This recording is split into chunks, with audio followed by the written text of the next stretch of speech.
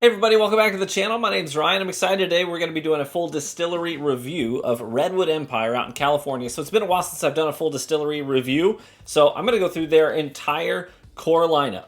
And I've got them all poured behind me in order. So we'll go through the whole lineup with the exception of their special release, the Haystack Needle, which I did a separate video on by itself earlier this week. So be sure to check that one out. That whiskey blew me away. I thought it was fantastic. So go ahead and check that review out as well. But yeah, Redwood Empire out of California, they've been making a really solid name for themselves in the past couple of years in the whiskey community. So I'm going to be going through their whole lineup and we'll see. Basically what I want to do is like make recommendations. Is this a buy? Is this not a buy? You know, what is this for? Is this a daily sipper? Is this for mixing cocktails? Is this like a weekend pour, special release, whatever? We'll give each of them sort of my initial impressions and whether I think it's a good product and worth your money. Hey, big shout out to David out in Cali who sent me the whole lineup. Appreciate that. So I didn't have to go out and buy every bottle. That is a huge help. Thank you so much. And before you ask, no, I do not drink all of these when I shoot these videos. I go through the lineup and then once I finish recording the episode or the show, whatever, I redecant them back into their bottles and save them for a later occasion. I would die. I would literally die. Okay, so first up is the Pipe Dream. This is just their standard bourbon. So the first three are kind of like their bottom shelf, just their starter products. So this is a blend of barrels that are between 4 and 12 years old. It is a high corn mash bill. So I think it's like 20%, somewhere around like 20% is rye, 75-ish is corn, 5-ish is barley, right? Sort of a pretty typical mash bill there for a bourbon. And this runs between 35 and 40 bucks depending on where you are, but if you're local, you can probably get it for 30 bucks off the shelf.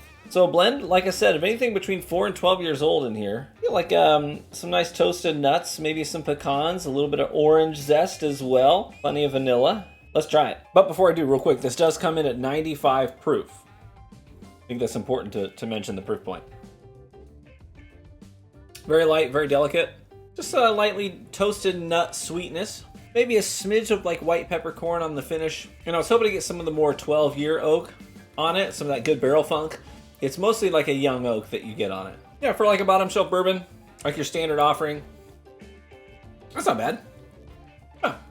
More vanilla on the palate than like darker caramels. It reminds me a lot of this bottle. Kind of that crisp, clean, almost, I know this is going to sound like a negative thing, almost like lake water, kind of a clean, but also sweet bourbon that I get on the Eastern Kill straight bourbon whiskey as well. Yeah, certainly not a bad bourbon. I think if you were just looking for something just to be like a daily sipper that's low entry point in terms of price, that's not a bad choice. Moving on to the rye counterpart to the Pipe Dream, this is the Emerald Giant. So this is kind of a similar situation here. It's going to be the same price point, right between 35 and 40 bucks. It is, again, a blend of barrels of different ages, but instead of 4 to 12 years old, this is 3 to 5-year-old rye whiskey. It is 95% rye. No corn in there at all. And the nose almost kind of gives me like a gin sort of a vibe. Almost like evergreens with a little bit of like yellow fruit in there too. Let's try it. Subtle sweetness up front. Not like a caramel kind of a sweetness. More like a confectioner's sugar. Or like the kind of sweetness you'd get off of a delicate yellow fruit. It's also 95 proof as well, same as the Pipe Dream. So it's not like a ton of heat. That sort of evergreen note comes in on the tail end of the palate. And then on the finish, I get just a subtle oak and a little bit of honey. I certainly wouldn't call it like a spicy rye. It might actually be a decent like starter rye if you're trying to get into ryes. Even though it's 95% rye, it's not mega hot. It doesn't have a whole bunch of spice to it. Like I said, that evergreen, a little bit of honey, some of the sweet yellow fruits up front. That's not a bad rye at all. I think that would actually make a really good old-fashioned. Like, I'd want to mix with this. I could probably make a good old-fashioned or a good Manhattan out of this. Yeah, I kind of feel like it wants some bitters in there to give it some, a bottom end to it to help support those lighter flavors. Yeah, I think there's a lot you could do with that from a mixing standpoint. Yeah, I like that. Let's move on. Next up is the last of their sort of bottom shelf lineup. This is called the Lost Monarch. It is a Boo Rye. It is a mix, 60% rye, 40% bourbon. So they literally take a rye and a bourbon and they mix them together. Which bourbon? Which rye? Well, it's just the ones that we just tasted. It's the Pipe Dream and the Emerald Giant. those are the barrels that they're blending together to make their Boo Rye. It is also 95 proof, and it comes in at the same price point, $35 to $40 a bottle. So like I said, the ratio there is 60% of this is the rye, the Emerald Giant barrels. 40% of it is Pipe Dream barrels. Interesting how blending two things we've already had together makes a profile that's unique in and of itself. I get a little bit of like cherry and caramel on the nose. Now, I didn't really get that on either of those by themselves. A little cherry and caramel on the nose. Maybe even a little bit of pound cake. Let's try it. I like this more than the bourbon by itself, but I think I like it a little bit less than the rye. I think I could do more with the rye. This isn't bad at all. It's a good blend of those two profiles. And it kind of, like I said, it makes something unique in and of itself. A little bit of cherry, a little bit of caramel on that, and I didn't get those notes on either of those by themselves. Like I said, I think it's got a little bit more flavor than the bourbon had by itself, so I would take this over the Pipe Dream. But if I had to pick for $35 and they had these 3 bottles lined up for me, I think I would pick the rye because I feel like I could do more with it. It wasn't a bad sip on its own, but also I could get a lot of mileage out of that bottle for cocktails. But yeah, that's not bad at all. Okay, that is the standard 3 bottom shelf offerings from Redwood Empire. Now we're gonna bump it up and go the next tier higher on the shelf. Okay, so everything else that we're gonna try today is like $70 and north of it, right? So those first ones were like $35 to $40. The rest of the ones we're gonna try today are gonna be like $70, even up to maybe $90, but nothing is gonna be over $100 that we're gonna try for the rest of this video. The only thing that it's north of that $100 price point is the Haystack Needle bottle, which is a special release, which we already reviewed in its own separate video earlier this week, and that one is $140. So the rest of these things between $70 and $100. So this right here is the Grizzly Beast. It's bottled in bond bourbon. It is at least 5 years old. Gonna run between $80 and $90 a bottle. And this is not the same mash bill as the Pipe Dream bourbon. So different mash bill here. So this one is going to be 66% corn, 23% rye, 4% malted barley, 7% wheat. So really interesting mash bill on this one. On the nose, I get a little saltwater taffy, a hint of like a berry sweetness, like mixed berries, raspberries and blueberries, and a hint of caramel underneath it all, and a little bit more mature oak presence on the nose too. And let's try it.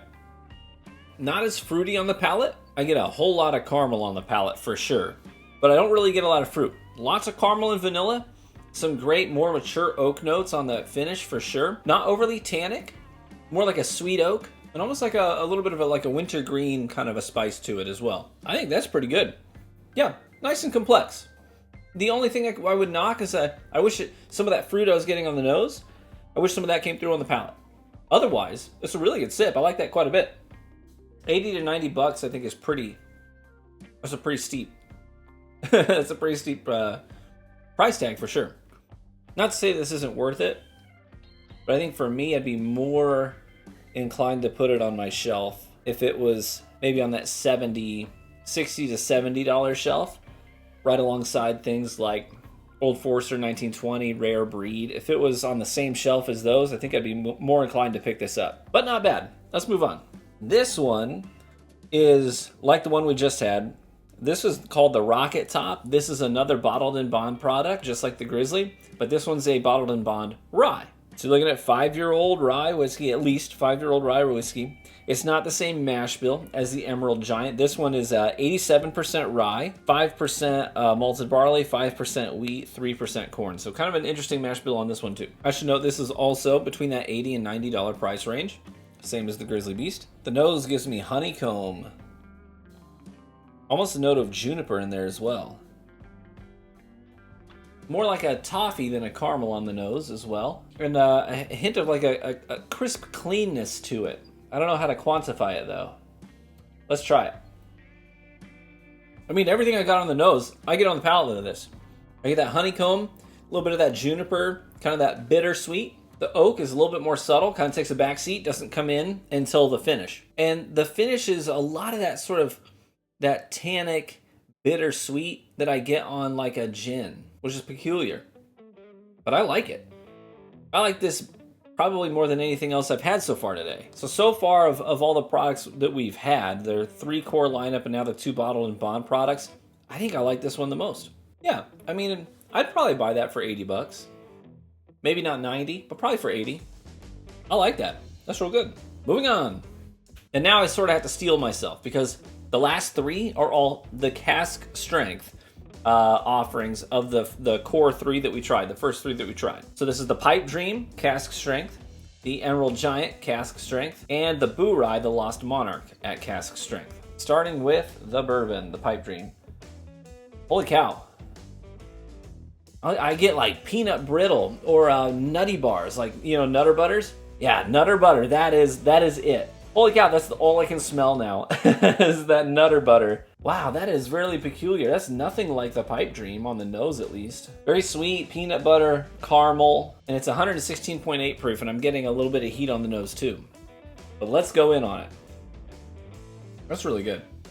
That's only $70 too. Oh yeah, and I get plenty of that Nutter Butter note on the palate too. Yeah, the caramels kind of subside and that peanut hangs around for the finish. Peanut and sweet oak. A little bit of hug in your chest from the heat. It's not super complex, but it's really good. It's like really, really good. Wow, that is so peculiar, but in a good way. Nice oily mouthfeel to it too. Kind of coats everything in there. That's pretty good. I like that. Now the Emerald Giant, the rye cask strength. Woo! A little bit of apricot on the nose, but that quickly gets overshadowed by a lot of the heat and a lot of spice. You're getting black peppercorn and spearmint on the nose for sure. A lot of high ethanol and cleaning fluid kind of a nose on it too. Let's try it. I expected a lot more ethanol and a lot more spice on the palate, but instead I'm getting, the finish is all honey. Like as I'm sitting here talking, trying to remember the palate, I'm just tasting honey. But that sort of yellow fruit, the apricot that I got on the nose, that hits you up front on it. And then you kind of have this short little period on the tail end of the palate where you do kind of do a quick flyby of those things like the ethanol cleaning fluid heat and the sort of spear minty kind of a note, the peppercorn. That all comes on the tail end of the palate. But up front it's sweet, like sweet fruits. Then you get those cleaning fluid, ethanol notes, and then the tail end of it, all honey and oak. And that comes in at about $80 a bottle. It's pretty good.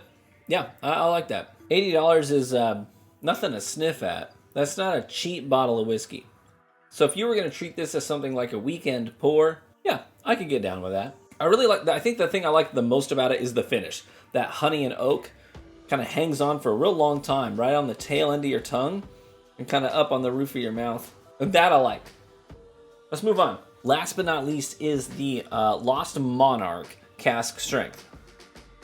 So again, that's the Boo Rye. That's the blend of the rye, blend of the bourbon, and they mix them together. And this, they don't dilute, they don't proof it down. So this is at cask strength. Oh man, a lot of heat on the nose, more so than anything else we sniffed tonight. Yeah, you don't want to stick your schnoz too far in there. But that honey note that I've come to associate with their rye, I get that on the nose too, alongside a little bit of like Werther's butterscotch candies. Let's try it. That butterscotch is the first thing that hits your palate. And that follows it up with a little bit of barrel funk and white peppercorn. And then it just comes full circle back to that butterscotch on the finish. I'm not getting as much of those like mature rye flavors that I would want out of it. And there's a bitterness to it, almost like dark chocolate bitterness. That's about $70 to $80 a bottle. And I don't think I'd buy it. Kind of want more out of it. Okay, that was the final pour. And I gotta say, all in all, I like what I had from them, for the most part. I'll do a quick run by of the full lineup from today again and just kind of give you my impressions once more. I still think that my favorite bottle I had from them was that needle, the Haystack Needle, the special release. That was a 14-year-old bourbon, and it was exceptional. I liked it a lot. But to do a real quick flyby on what we tasted today, we had the Pipe Dream, which was the standard bourbon offering, which I thought was okay, as just like a daily sipper, $35 a bottle, not bad at all. Then we had their rye. I liked their standard rye offering, the Emerald Giant. It was unapologetically a rye, 95% rye in the mash bill, but I thought that it had a lot of potential as a mixer. Like I could make some really good old fashions with that. I could make some Manhattans with that. So I think that has a lot of mileage to it. And then we had the Lost Monarch, which again, $35 to $40 price point, which was the Boo Rye, the mix of the first two. And I liked that better than the bourbon by itself, but not quite as much as the rye by itself. So of the three bottom shelf offerings from them, the rye was my favorite, the Emerald Giant. And then we had the two bottled and bond products. We had the Grizzly Beast, and we had the Rocket Top. Of the two of those, the Rocket Top, the rye, stood out a little bit more than the bourbon. I think I'd be more inclined to put that on my shelf as like a weekend pour. And then we had the 3 cask strength offerings, and unlike the first two, right, the rye took it in the bottom shelf, the rye took it in the bottle and bond for me. But then when we come to the cask strength offerings, I think my preference was actually, of the 3, more in favor of the bourbon, that Nutter Butter. I thought that was a great no. It wasn't overly complex, but at $70 a bottle, that was really good. I'd sip on that any time. And then the rye was close behind it, and I think the ones that I would say no thank you to are probably the Lost Monarch cask strength was a little too much on the bitter side for me, and didn't have enough sort of redeeming elements in the flavor profile as the others. So I think the Lost Monarch cask strength for me was a pass, and the Grizzly Beast is probably a pass. I think at that price point, like I said, I'd be more likely to buy it at the $60 shelf if that's where it was, rather than that $80 to $90 that it's at. But yeah, any of that sound good to you? Let me know in the comments section. Sort of listening to the lineup, what about their core lineup sounds like it would be appealing to you and your palate? Let me know. I'd be interested to read from you. If you've had anything from them, also give me what your impressions were of them as a distillery so far with what you've tasted. Grabbing my favorite pour from the night, cheers! May you live richly and get better with age. Hey, be warm and well fed, my friends, and I hope to catch you in the next one. Bye-bye.